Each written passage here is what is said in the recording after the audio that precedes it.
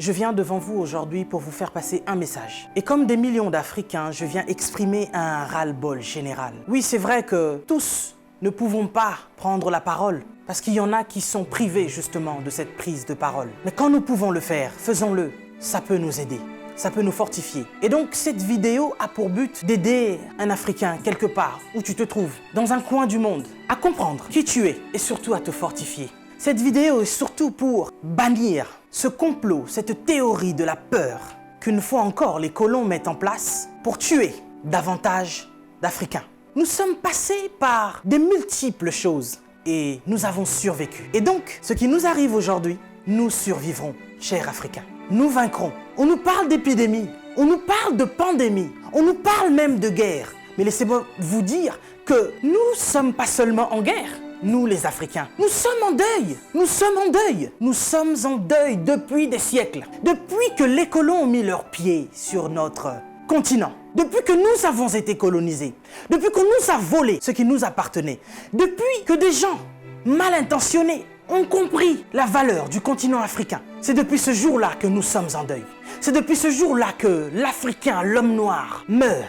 Nous mourons depuis des siècles. Nous mourons à petit feu, mais nous mourrons en masse.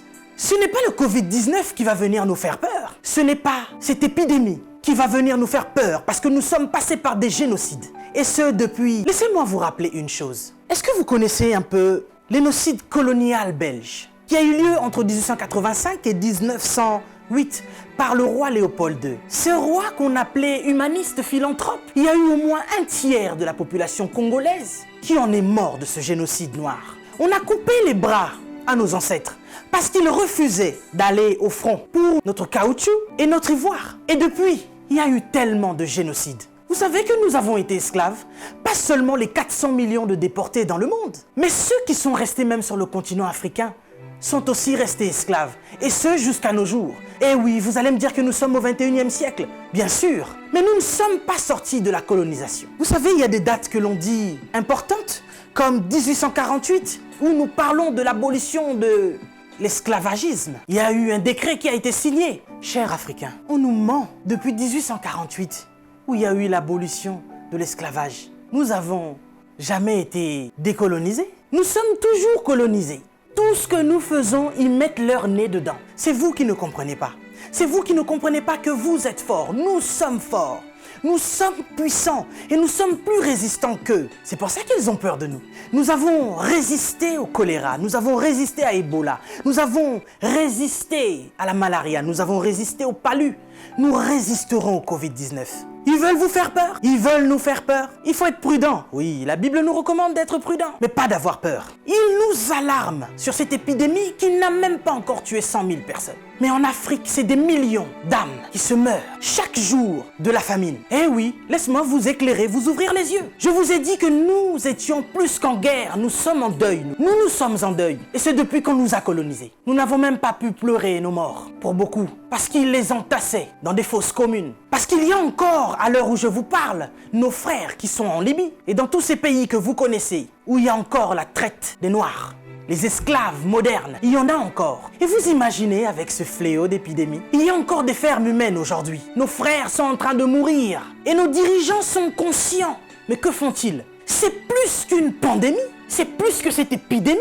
On veut vous faire peur aujourd'hui? Lavez-vous les mains, lavez-vous les mains, lavez-vous les mains. Il n'y a pas d'eau potable. L'Africain, il est en train de mourir parce qu'il n'y a pas déjà d'eau potable. On se lave les mains. Ok, nous allons nous laver les mains, mais avec quelle eau? Vous parlez de confinement? Oui, l'Africain veut rester chez lui. Il n'y a pas d'électricité. L'Africain va manger quoi? Et c'est aujourd'hui, comme par enchantement, cher président, que vous signez des décrets de crise. Et vous vous posez la question, comment vous allez faire pour nourrir la population? Mais de quelle population vous parlez? Ces gens meurent depuis des années. Il y en a qui sont au pouvoir depuis plus de 40 ans. D'autres qui sont morts parce que justement, ils ont été destitués. Si on ne les avait pas chassés du pouvoir, ils seraient encore en vie. Vous êtes sans pitié, cher président.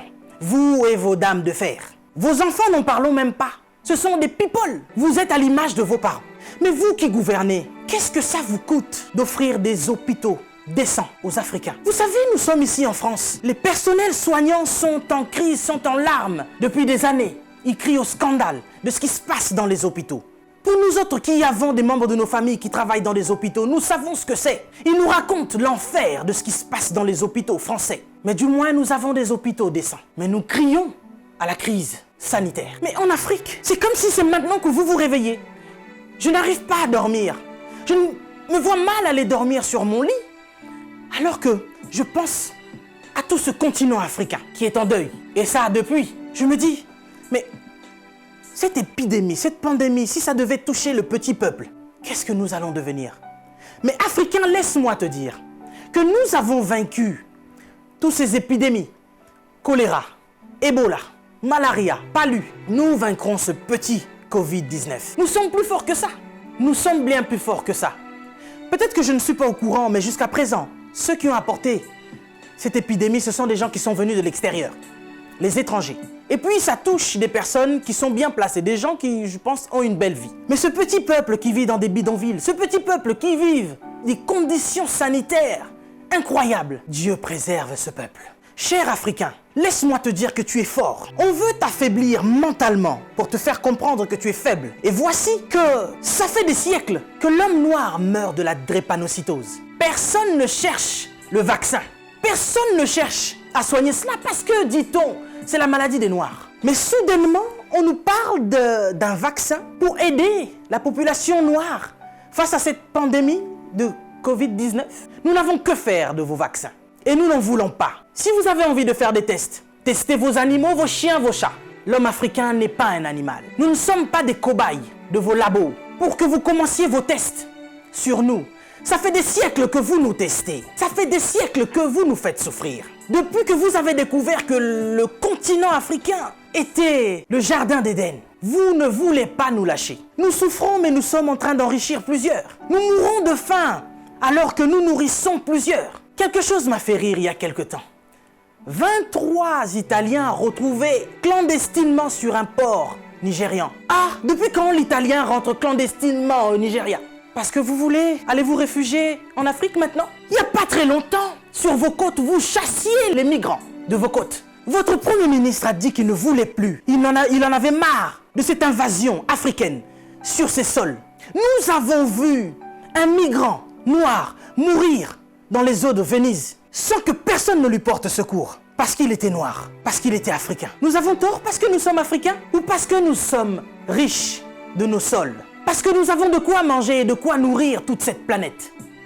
C'est pourquoi l'Africain souffre. Mais Africain, laisse-moi te dire que tu es fort. Laisse-moi te dire que tu es vaillant. Laisse-moi te dire qu'il en faudra beaucoup plus pour te vaincre. Ils ont essayé de nous décimer par l'esclavage. Ils n'ont pas pu, nous sommes encore là, et plus nombreux que jamais. Et nous sommes plus résistants que jamais. Parce que tous ces microbes auxquels nous faisons face chaque jour ne réussissent pas à nous décimer. Ce n'est pas un Covid-19 qui va décimer le peuple noir. N'ayez pas peur, tel est mon message. Je vous invite, chers Africains, à devenir beaucoup plus forts. Ne faites pas confiance à ceux qui nous gouvernent. Ça fait des lustres qu'ils sont là. Ils prennent leur retraite tout en étant présidents. Ils ont du mal à lâcher ce fauteuil qu'ils pensent être éternel. Qui a déjà fait 200 ans au pouvoir? Êtes-vous assez fort pour faire 300 ans? Vous n'arrivez même pas à faire 100 ans. Mais vous êtes tellement médiocre, ignoble. J'ai suivi plusieurs de nos présidents africains qui ont copié le discours du président Macron. Bande de marionnettes, bande de gigolos. Vous n'êtes même pas capable d'écrire vos propres discours, au point où vous devez copier sur ce que Macron dit. Lui-même, il est en train de mentir à la population française. Son gouvernement nous ment depuis le début. Et vous, vous suivez Macron pour continuer à mentir aux Africains? Mais nous, vous nous mentez depuis des siècles. Vous nous mentez et encore vous nous mentez. Pour remplir vos poches. Vous vivez dans des palaces, mais vous vous souciez même pas de ce que l'Africain doit manger. Oui, nous sommes en deuil. Et depuis des siècles, nous sommes en deuil. Parce que nous ne pouvons pas manger à notre faim. Parce que nous ne pouvons pas avoir de l'eau potable. Parce que nous ne pouvons pas avoir de l'électricité. Regardez à l'est de la RDC. Il y a un génocide qui perdure. Des gens meurent. Qui en parle? C'est sous silence. Et aujourd'hui, l'OMS vient nous parler de la pandémie de l'épidémie qui n'a même pas fait 100 000 morts dans le monde. Ces millions de Congolais qui meurent chaque jour. Qu'est-ce que vous en faites? Vous nous parlez de crise? Vous voulez prendre des décisions de crise? Mais nous, ça fait des siècles que nous sommes en crise. Qu'est-ce que vous faites, cher président? À part manger et boire et faire des fêtes. Vous parlez confinement? Oui, l'Africain accepte. Mais nous sommes en confinement, nous, depuis des siècles. Les gens meurent tous les jours de la famine. Ça, ce n'est pas une épidémie, ce n'est pas une pandémie. Des jeunes filles se font exciser tous les jours en Afrique de l'Ouest. Boko Haram est en train de exterminer des gens. Ils violent des femmes, ils séquestrent des jeunes filles. Boko Haram, qui leur vend des armes? Qui en parle? Et à cause du Covid-19, vous voulez faire paniquer les Africains qui vivent déjà en panique depuis des siècles. Quand nous voyons nos frères qui essayent de fuir leur continent et qui meurent dans les eaux de la mer, ça c'est un génocide qui perdure depuis des siècles. Et nous en avons marre, nous en avons assez. Nous voulons qu'il y ait un changement. Mais qu'est-ce qui vous manque à vous aujourd'hui? La Chine a pu construire un hôpital en 10 jours.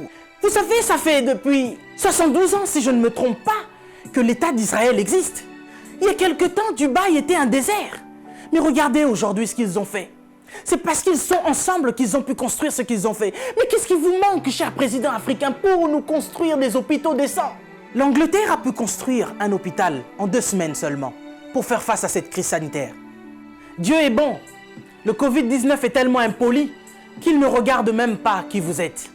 Président ou pas, il s'en fout. Il n'a pas respecté la reine d'Angleterre. Il est entré dans son palais, il a touché Charles. Il n'aura pas peur de vous. Mais par contre, là, vous êtes cuit. Puisque vous ne pouvez pas prendre vos avions pour venir vous faire soigner ici. Soit vous survivrez, soit vous mourrez. Africain, réveille-toi. Africain, lève-toi. Si